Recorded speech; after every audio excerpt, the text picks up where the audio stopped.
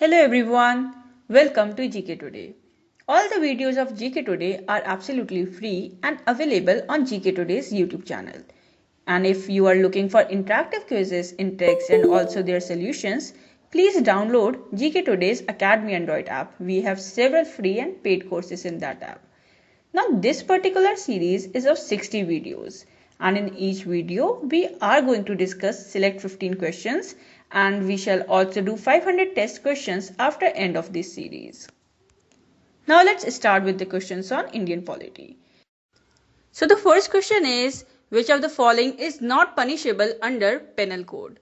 So you have the following options and the correct answer is option B, that is mens rea. So mens rea is not punishable under penal code as the criminal intention itself is not a ground enough to be considered as a crime. Moving ahead with the next question. So which of the following statements are true about the fundamental principle of penal liability? So you have the following options and the correct answer is option C. That is, both the above options A and B are correct. C.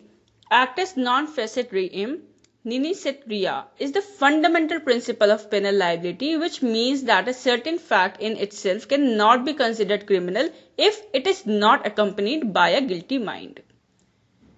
Moving ahead with the next question. So for which of the following offences mens rea is not essential? So you have the following options and the correct answer is option A, that is waging war. C. Mens rea is not essential for the given offences, that are waging war, sedition, kidnapping and abduction, and counterfeiting coins. Now the next question is, which of the following are the stages of criminal offence? So you have the following options and the correct answer is option D, that is all of the above. So following are the stages of criminal offence. First is intention. So it is the first stage and a purely mental stage. Accused is not prosecuted in this stage. And the second stage is preparation. So in this stage, necessary arrangements are made for the commission of criminal act. Then the third stage is attempt. So it is the moment when the crime is committed after the preparation. And the fourth stage is accomplishment or completion. So this is the stage when the accused is successful in committing the criminal act. Moving ahead with the next question. So what are the principles of doctrine of private defense? So you have the following options and the correct answer is option D, that is all of the above. See, following are the principles of the doctrine of private defense. Firstly, anybody whose life is threatened by a grave danger need not wait for the state aid unless such aid is available. Secondly, it is protective or preventive and not punitive. Thirdly, the right cannot be availed of for the sake of self-gratification or to satisfy one's malicious intent. Fourthly, the right must be exercised when there is real and immediate threat and a reasonable apprehension of such threat. Moving ahead with the next question. So what does had means under the Islamic criminal law? You have the following options and the correct answer is option C, that is limit or barrier.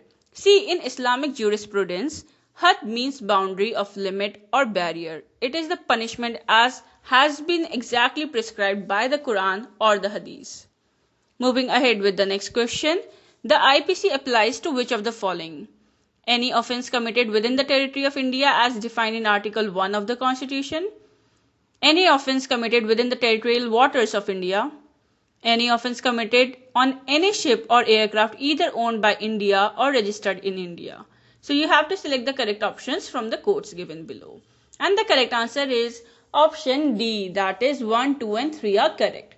See, the IPC applies to the following. Firstly, any offence committed within the territory of India as defined in Article 1 of the Constitution.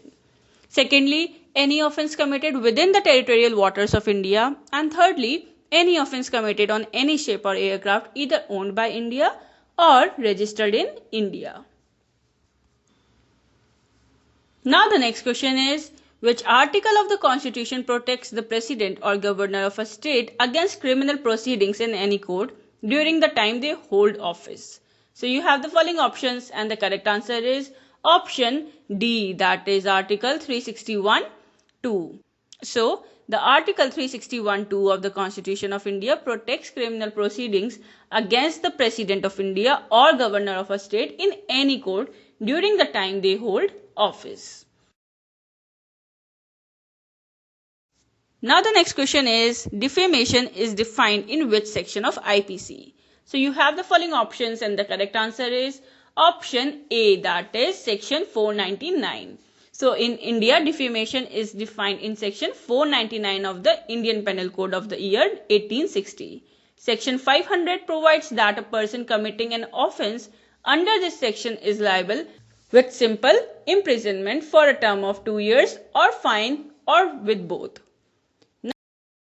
Now the next question is, the general defenses or exceptions which can be pleaded by the accused against his conviction are contained in which of the following sections of the IPC? So you have the following options and the correct answer is option A, that is sections 76 to 106. So the general defenses or exceptions which can be pleaded by the accused against his conviction are contained in section 76 to 106 of the Indian Penal Code of the year 1860. Now the next question is, which section of IPC states that if any person of unsound mind or mentally ill person commits any offence due to his unsoundness of mind, not capable of knowing the nature of the act, having no knowledge of wrong or right or law, is no offence. So you have the following options and the correct answer is option C, that is section 84. So the section 84 of IPC states that if any person of unsound mind or mentally ill person commits any offence due to his unsoundness of mind, not capable of knowing the nature of the act, having no knowledge of wrong or right or law, is no offence. Now the next question is, an act of a person incapable of judgment by reason of intoxication caused against his will is defined in which section of IPC? So you have the following options and the correct answer is option A, that is section 85. So an act of a person incapable of judgment by reason of intoxication caused against his will is defined in section 85 of the Indian Penal Code of 1860. And if any offence is committed in such a condition, the person is not liable for commission of any offence.